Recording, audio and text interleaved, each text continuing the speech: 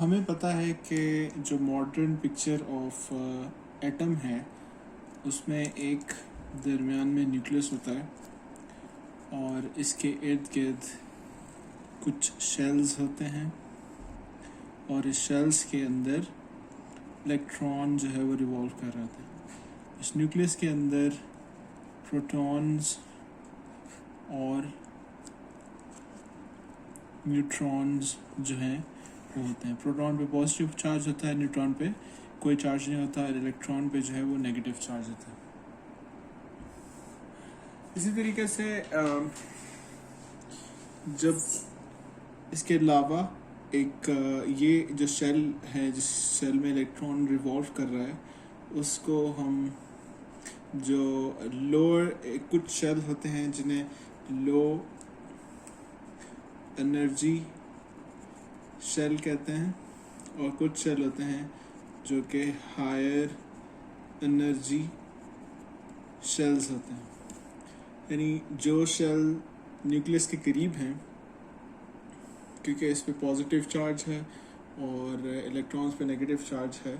तो जो forces of attraction यहाँ पे ज़्यादा होती है और यहाँ पे जो शेल होते हैं उनको एनर्जी कम चाहिए होती है और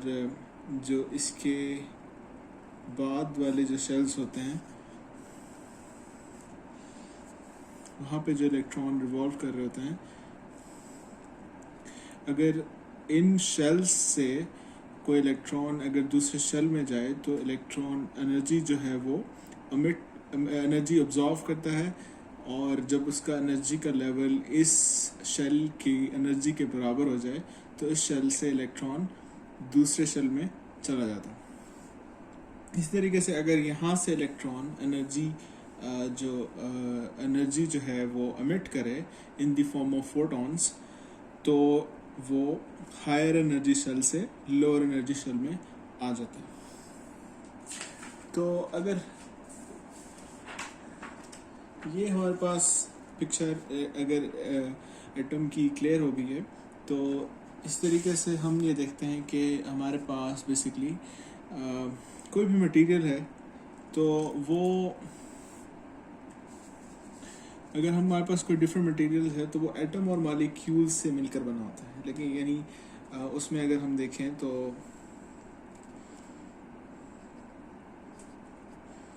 डिफरेंट जो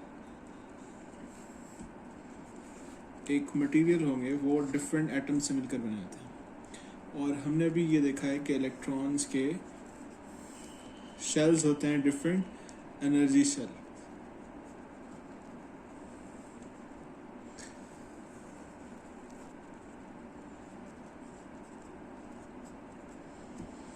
तो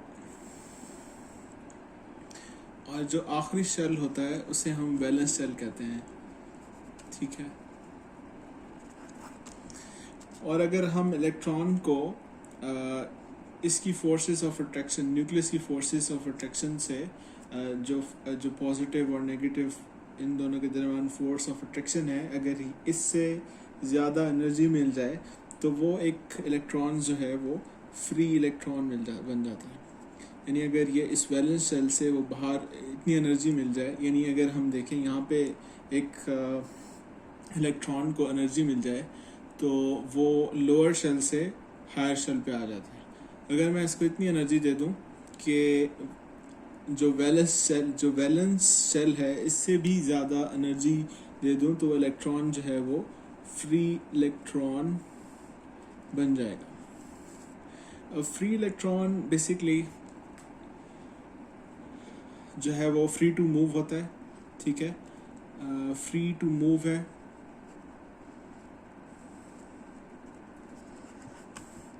इसी तरीके से अगर मैं यहाँ पे देखूँ, जब किसी मटेरियल में कोई भी एक मटेरियल है स्पेसिफिक, तो उसमें कुछ शेल होंगे, ठीक है।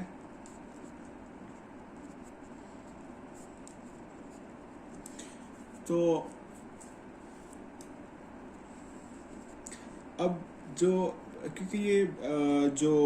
एटम्स हैं या मॉलिक्यूल्स हैं ये क्लोजली सिचुएटेड हैं, एक दूसरे के करीब पाए जाते हैं। तो ये न्यूक्लियस भी इस इलेक्ट्रॉन पे फोर्स अप्लाई कर रहा होगा, और ये न्यूक्लियस भी इस पे फोर्स अप्लाई कर रहा होगा, और ये वाला न्यूक्लियस भी इस इलेक्ट्रॉन पे फोर्स अप्लाई कर रहा होगा। तो इन फोर्सेस की वजह से बेसिकली अगर मैं ये देखूं कि एक जो डिफरेंट बैंड बन जाते हैं, यानी बैंड से मेरी मुराद ये है कि हमने यहाँ पे देखा है कि ये एक वैलेंस शेल है, यानी ये वैलेंस जो लास्ट शेल है, ठीक है, उसकी कोई, अगर मैं इसको यहाँ पे ग्राफ बनाऊं तो उसकी अगर एक स्पेसिफिक एनर्जी है, कोई भी एक स्पेसिफिक एनर्जी है, लेकिन जब एक मटेरियल में देखेंगे तो ये डिफरेंट एटम्स की जो एनर्जी होगी वो डिफरेंट, जो वैलेंस शेल की एनर्जी होगी वो, अगर ये 1 है, ये 2 है, ये 3 है, ये 4 है, ये 5 है, 6 है, n है, तो हर इस शेल की जो एनर्जी होगी वो डिफरेंट होगी। यानी अगर मैं यहाँ पे देखूँ, ये मिनिमम किसी एक की होगी, ये किसी की मैक्सिमम होगी, और बाकी जो है दरमियान में लाई करेंगे, इसके दरमियान लाई करेंगे। यानी अगर इसकी एनर्जी देखें, कोई स्पेसिफिक इसमें से एक पॉइंट होगा, यहाँ से कोई एक पॉइंट होगा, यहाँ से कोई एक पॉइंट होगा, यहाँ से कोई एक पॉइंट होगा, यहाँ से कोई एक पॉइंट होगा। तो अगर हम इसको पूरे को देखें तो ये एक बैंड सा बन रहा है, ठीक है, एक बैंड टाइप बन जाएगा। तो जिसे हम हमारे पर्पस के लिए हम इसे कहेंगे कि ये वैलेंस बैंड बन गया है, वैलेंस बैंड या वैलेंस बैंड बन गया। इसी तरीके से अगर इतनी एनर्जी मिल जाए कि इलेक्ट्रॉन्स जो हैं वो फ्रीली मूव करना शुरू कर दें, तो जो फ्रीली इलेक्ट्रॉन मूव करने के लिए जो एनर्जी होगी वो भी डिफरेंट होगी, क्योंकि फोर्सेस ऑफ अट्रैक्शन अब डिफरेंट हो गए न्यूक्लियस की वजह से। तो अब देखें कि अगर वो भी एक स्पेसिफिक बैंड बन जाएगा, जो यहाँ पे हमने फ्री इलेक्ट्रॉन देखे हैं उनका भी एक स्पेसिफिक बैंड टाइप बन जाएगा। तो वो भी एक ख़ास इस बैंड में लाए करेंगे। उस बैंड को मैं कह रहा हूँ कि ये कंडक्शन बैंड है।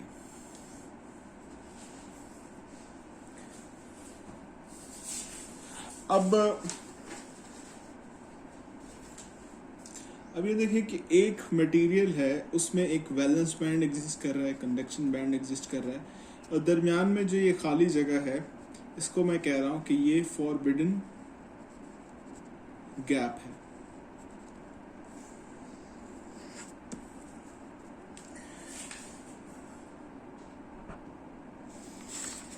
इसको मैं दोबारा से यहाँ पे ड्रॉ कर देता हूँ कि मेरे पास एक यहाँ पे एनर्जी है, डिफरेंट एनर्जी के लेवल्स हैं, ठीक है, और वैलेंस शेल में जो इलेक्ट्रॉन्स हैं उनके डिफरेंट एनर्जी के लेवल्स हैं, और उन एनर्जी के इसी तरीके से जो वैलेंस शेल में इलेक्ट्रॉन्स हैं उनके जो एनर्जी लेवल डिफरेंट हैं, वो एक किस्म का बैंड बना लेते हैं, एक स्पेक्ट्रम बना लेते हैं, एक डिफरेंट रेंजेस होती हैं, तो वो उस उन पूरी रेंजेस को एक बैंड की फॉर्म में हम रिप्रेजेंट करते हैं, वैलेंस बैंड की फॉर्म में। और जो फ्री इलेक्ट्रॉन्स हैं उनकी भी डिफरेंट एनर्जीज जो हैं वो एक बैंड बना लेती हैं, जिसे हम कंडक्शन बैंड की फॉर्म में कहते हैं। और जो यहाँ पे दरमियान में जो गैप है उसको हम कहते हैं कि ये फॉरबिडन बैंड है। अब हमारे पास बेसिकली दो चीज़ें हैं, एक इंसुलेटर और दूसरा कंडक्टर, ठीक है। तो अब कंडक्टर और इंसुलेटर को अगर हमने क्लासिफाई करना हो तो उसको हम इस बैंड की फॉर्म में देख सकते हैं, यानी बैंड थ्योरी की फॉर्म में ये देख सकते हैं कि अगर ये फॉरबिडन गैप स्मॉल हो, बहुत ज़्यादा स्मॉल हो, तो वो कंडक्टर होगा,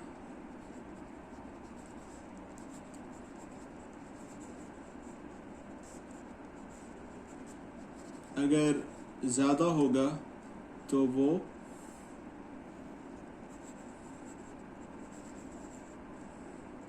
इंसुलेटर होगा। यानी अगर इसको मैं इधर इस तरीके से बनाऊं कि अगर मेरे पास इलेक्ट्रॉन्स हैं, इलेक्ट्रॉन्स लाया करते हैं इस एनर्जी लेवल पे वैलेंस बैंड में, ठीक है, क्योंकि और ये है कंडक्शन बैंड, और मुझे इतनी एनर्जी चाहिए, यानी ये एनर्जी है, एनर्जी लेवल, एक ये एनर्जी लेवल है, ये एनर्जी लेवल है, और एक ये एनर्जी लेवल है, यानी मुझे इतनी एनर्जी चाहिए यहाँ से जंप मैं अपने इलेक्ट्रॉन को दूं, यानी ये इलेक्ट्रॉन जो रिवॉल्व कर रहे हैं, ठीक है, मैं अगर इनको एनर्जी दूं तो वो वैलेंस सेल से कंडक्शन बैंड में फ्री, यानी कंडक्शन बैंड में चले जाएं और फ्री इलेक्ट्रॉन्स बन जाएं। तो अगर तो ये है फॉरबिडन बैंड, और इसी तरीके से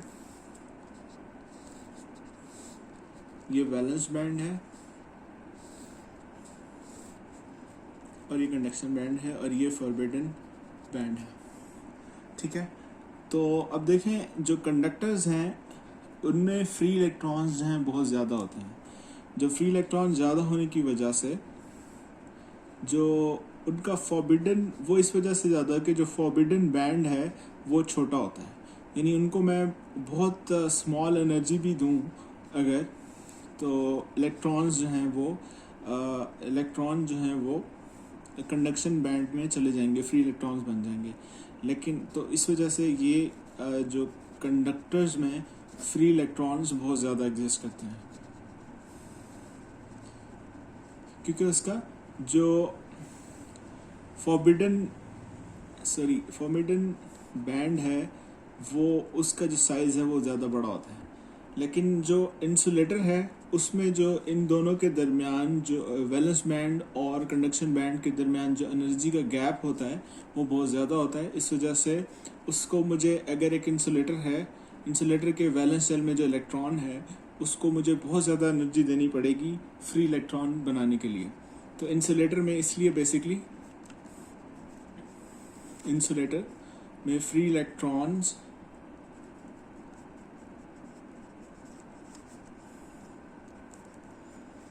बहुत कम होते हैं, क्योंकि एनर्जी इतनी ज़्यादा देनी पड़ती है, और फॉरबिडन बैंड जो है वो इतना बड़ा है कि उसको क्रॉस करने के लिए हमें बहुत ज़्यादा एनर्जी चाहिए होती है। जबकि जो कंडक्टर है उसमें जो फॉरबिडन बैंड है वो स्मॉल होता है, और बहुत कम एनर्जी देने की बाद भी हम जो इलेक्ट्रॉन्स हैं यहाँ पे वो कंडक्शन बैंड में चले जाते हैं। इसी तरीके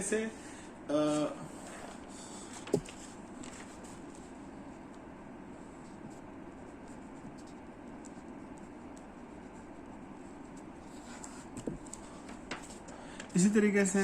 हम अगर फर्दर ये देखें कि, तो अभी हमने इसी तरीके से हमने ये देखा है कि अगर एक जो इंसुलेटर है उसमें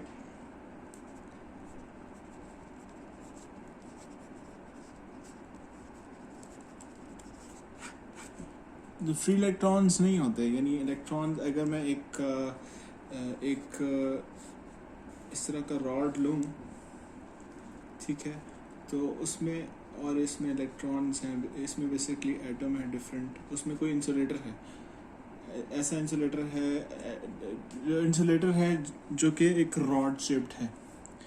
ठीक है। तो उसमें जो इलेक्ट्रॉन्स हैं बेसिकली वो ज़्यादा मूव नहीं करेंगे।